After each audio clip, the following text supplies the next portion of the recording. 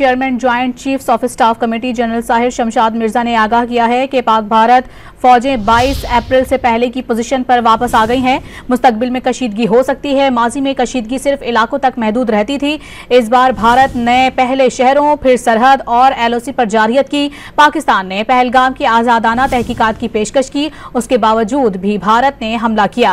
जौहरी हथियारों की तरफ इकदाम नहीं उठाया गया, ताहम सूरत हाल खतरनाक थी।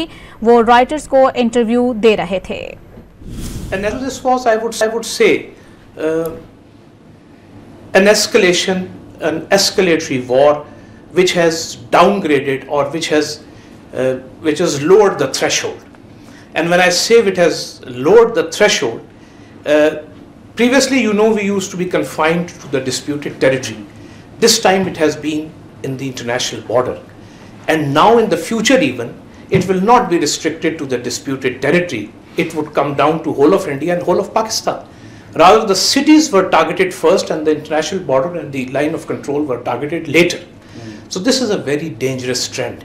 And it will affect, I would say, the investments, the trading, and even the potential of 1.5 billion people who are there.